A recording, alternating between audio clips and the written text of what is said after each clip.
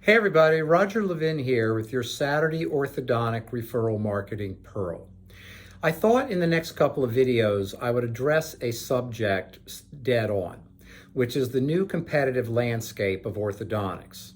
Now, the end of this video is to say that you need to maximize all 5 focus areas, and those include patients, parents, referring doctors, social media, and the community. Too many orthodontic practices are going gung-ho in only one focus area and thinking that's going to protect their future. Some of you have already found out that it didn't protect your future, which is right now, and others are going to be surprised as we move through the pandemic and into a more competitive landscape. So all 5 areas are essential. I've said it. Let's move on. We're going to talk in this video about direct-to-consumer orthodontics. Let's have a heart-to-heart. I'm going to give you my opinions. If I'm right, it will help you. If I'm wrong, you'll only be better off. But direct-to-consumer started in 2014, and it grew every year thereafter. New companies were just beginning to emerge in greater numbers prior to the pandemic. The pandemic has slowed everything down. There may be legislation, there may be court cases, there may be other issues, but I am convinced, and please don't shoot the messenger, that direct-to-consumer will become part of the orthodontic landscape. Now, the big question is it additive or is it cannibalization? Additive would mean that we're adding new children or adults into orthodontic treatment that would not necessarily have gone to an orthodontic practice. Cannibalization would mean that direct-to-consumer is taking patients directly out of the orthodontic practice. Well, at Levin Group, and again, please don't shoot the messenger, but I want to talk to you as a strategic partner so you can be prepared. We believe that about 50% is additive and 50% is cannibalization. We believe that there are people who splurge, so to speak, for the luxury of orthodontic care, because when you don't have big incomes and big savings, you're splurging, and it's a luxury that will reconsider and move their children especially toward the direct-to-consumer option. Keep in mind, none of this is about quality, none of this is about technique, none of this is about seeing doctors and having experience. I'm merely looking at the economic landscape of what's happening. Now, as we move through the pandemic, I do expect new companies to emerge and advertising to grow once again. If you remember pre-pandemic, there were ads by certain companies on television every single morning on CNN, MSNBC, and Fox, and I'm sure other channels.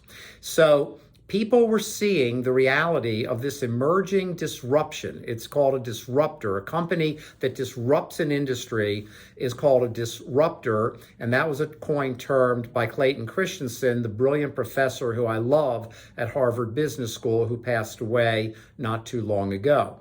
And when we look at disruptors, we often look down on them because the quality's not as good, the approach isn't as good, the results aren't as good. But while we're ignoring them, they continue to learn and grow and learn and grow. And that may be a little bit of what happens with direct-to-consumer and then picking up speed. Now, the good news is you don't need millions of patients. You need just enough to hit your annual production and revenue goal. But to protect your practice, you're going to need to build in certain communications in regard to direct-to-consumer. We could start with the first new patient phone call. You will soon have people who aren't just shopping orthodontic practices, they're shopping orthodontic practices and direct-to-consumer. And they're going to be impressed with the price differential. Direct-to-consumer is significantly less expensive. So if you follow the standard routine that you've always followed with your treatment coordinator, you're going to lose some patients. You might lose more than some, because you're not building the value for orthodontics in your practice that will have people making appointments, keeping appointments, and accepting treatment at the same numbers, which means your practice will decline, and we don't want that to happen. So we're preparing our clients now to communicate, starting with the first phone call, even in their marketing, why they are the better choice. It's not obnoxious, it's not hard selling, but it is competitive because in every business and industry, competition will only increase. It never decreases. So with that, you need to start to think about every step in the chain from a phone call about becoming a new patient till the day a patient starts treatment. And every step in that chain now needs to be reevaluated based on the direct-to-consumer models that are out there so that without looking defensive, you have an opportunity to make your case about why seeing an orthodontist, why your experience, why your years in practice, why the thousands of children you've treated, why your presence in the community, why the materials that you use, why the expertise that you follow, all favor having orthodontics done in a practice. So far, it has not really hurt orthodontic practices in a big way. We were concerned in our models. We thought that would begin to change, and then the pandemic hit. Now, the pandemic is giving you a breather from extreme expansion of direct-to-consumer orthodontics.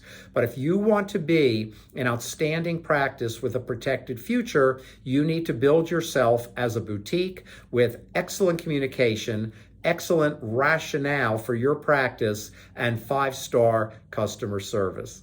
As always, I wish you orthodontic practice success and increased practice production.